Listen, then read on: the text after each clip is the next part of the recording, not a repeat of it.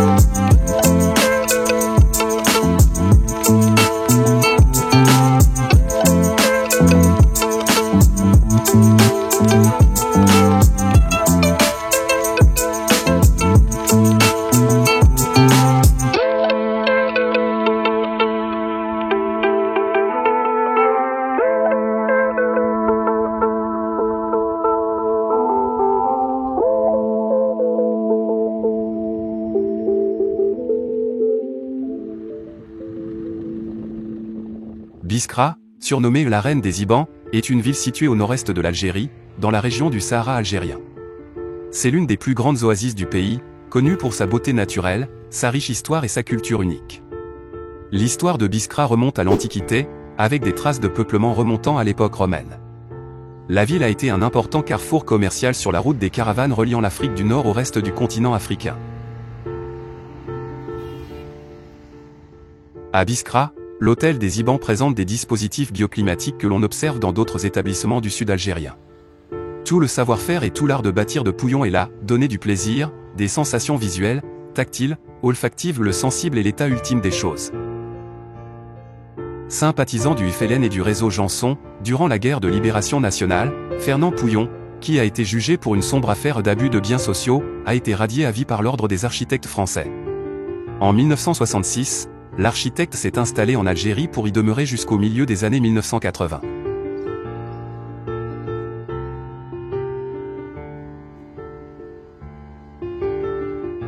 Au fil des siècles, Biskra a été gouverné par différentes dynasties, notamment les Romains, les Byzantins, les Arabes, les Almoravides et les Ottomans. Chaque période a laissé son empreinte sur la ville, avec des vestiges archéologiques et architecturaux témoignant de son riche passé. L'un des éléments les plus marquants de Biskra est son oasis luxuriante. La ville est entourée de palmiers majestueux, de jardins verdoyants et de champs fertiles. L'oasis est alimentée par plusieurs sources d'eau souterraines, ce qui permet une agriculture florissante. Les palmiers dattiers sont particulièrement abondants et constituent une ressource économique vitale pour la région. Les dattes de Biskra sont réputées pour leur qualité exceptionnelle et sont exportées dans le monde entier. La ville de Sidi Oqba se situe à 17 km au sud-est de Biskra. Édifiée en 686, c'est l'une des plus anciennes mosquées du Maghreb. Ce joyau architectural abrite le mausolée où est enterré Oqba ibn Nafir, d'où le nom de cette mosquée. Oqba ibn Nafir est un général arabe envoyé en 670, à la tête des armées musulmanes, par Muawiyah Ier, calife omeyyade de Damas dans le but de propager l'islam et d'étendre ses territoires. Il est né dans les dernières années de vie du prophète. Dans un contexte général de guerres arabo-byzantines, la conquête de l'Afrique du Nord est décidée par le chef de la dynastie omeyyade, Muawiyah Ier calife omeyyade, et continuée par son fils, le second calife omeyyade, Yazid. Oqba est le général arabe désigné pour conquérir le Maghreb et y propager l'islam. Il gouverne l'Ifriqiya de 663 à 675, puis de 682 à sa mort. Vers 670, il crée le poste militaire de Kérouan, dans le but d'en faire un point d'appui. À l'aube de l'expansion de l'islam, l'unité politique et administrative de la Berbérie orientale et centrale est dirigée par Kousseïla, chef de la résistance à la conquête musulmane du Maghreb et converti à l'islam. Cette région est aujourd'hui appelée les Aurès et s'étale de l'est de l'Algérie à l'ouest de la Tunisie.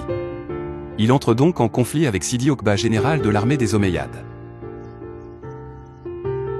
Kousseïla change de siège et nomme Kérouan comme capitale berbère et déclare être chrétien en voulant se rebeller contre l'autorité des Omeyyades. Lors du décès de Kousseïla en 686, la Kaïna, issue de la tribu berbère numide Jerawa, prend la tête de la résistance. Elle procède alors à l'appel de nombreuses tribus de l'Afrique du Nord orientale et du Sud pour déclencher la guerre contre les Omeyyades. Elle défait par 2 fois la grande armée arabe grâce à l'apport des cavaliers des Banu Ifren. Elle règne sur tout l'Ifriqiya pendant 5 ans. La reine des Aurès, la Kaïna, se vengera de la mort de Kousseïla. Elle ordonne à la tribu de Taouda, proche de l'actuelle ville de Sidi Oqba, de tuer le calife omeyyade. Le général omeyyade Oqba ibn Nafi sera tué. Son corps reposera dans la mosquée qui sera érigée à l'endroit de sa mort et qui portera son nom.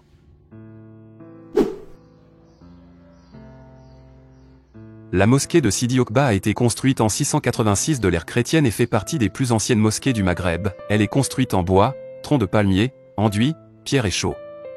Le décor architectural intérieur est fait de métal, bois et céramique.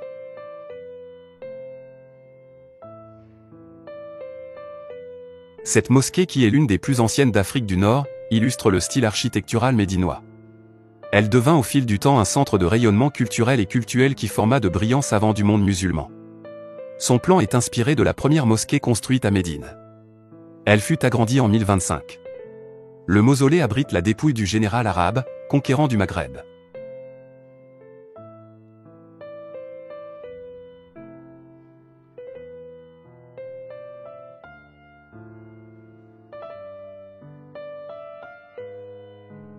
Avant de porter le nom du général arabe, la ville de Sidi Oqba portait le nom de la ville de la magie. Ibn Khaldoun rapporte l'importance du lieu. J'ose même dire que, de tous les cimetières du monde vers lesquels les hommes dévots dirigent leurs pas, celui-ci est le plus illustre par le nombre et la qualité des martyrs qu'il renferme. Sidi Oqba fut assassiné avec 300 compagnons du prophète et suiveurs du prophète, par les armées byzantines et berbères.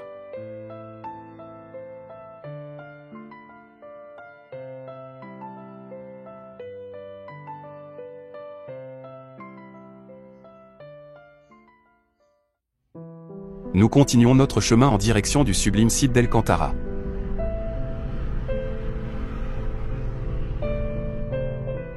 Imposante falaise rouge d'argile et de gypse rougeâtre, étroite déchirure dans la montagne Metlili d'une hauteur de 1500 mètres.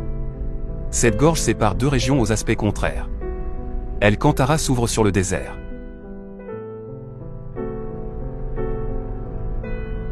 Cette oasis est située à 50 km de Biskra et à 50 km de Batna. El Kantara est une petite localité bien tranquille, de 10 000 habitants environ. Elle est pleine de contrastes. Il neige à une vingtaine de kilomètres plus au nord, en hiver, et de majestueuses dunes de sable sont à une soixantaine de kilomètres un peu plus au sud où la température en été peut frôler parfois les 50 degrés Celsius.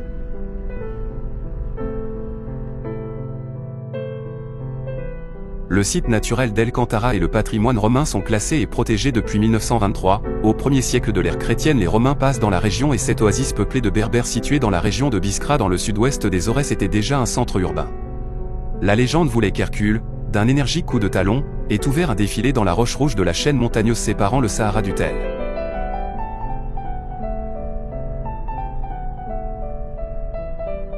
El-Kantara fut pendant de longues décennies une oasis très courue, notamment par des artistes peintres, écrivains, chercheurs, journalistes et photographes.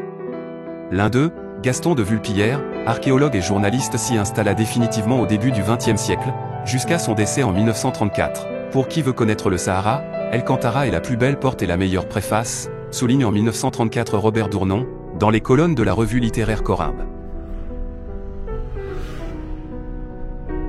Un des sites les plus célèbres d'Algérie, relevait un guide touristique célèbre en 1923, cette subite apparition de l'Orient par la porte d'or d'El-Kantara m'a laissé pour toujours un souvenir qui tient du merveilleux, a écrit au XIXe siècle Eugène Fromentin, écrivain et artiste peintre français.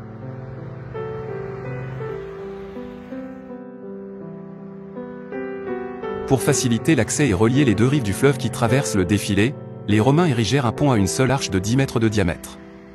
Ils installèrent également une multitude de camps pour assurer la surveillance et la sécurité. Quand les Romains partirent, les Byzantins les supplantèrent mais pour une période assez brève et en ne laissant que peu de traces, contrairement à leurs prédécesseurs.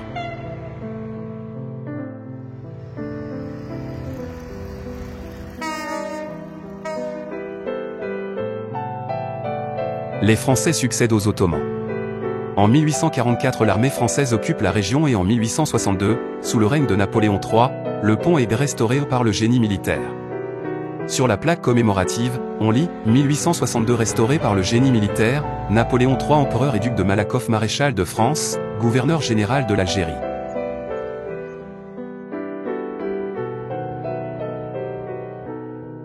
Découvrez l'aventure de ce road trip dans la playlist Algérie avec la chaîne YouTube Djeloul en voyage. Suivez-moi dans cette aventure à travers les plus beaux endroits d'Algérie avec un style unique et ma passion pour la découverte. Je vous emmène dans des endroits incroyables que vous n'auriez jamais imaginés. Des paysages à couper le souffle, des expériences inoubliables.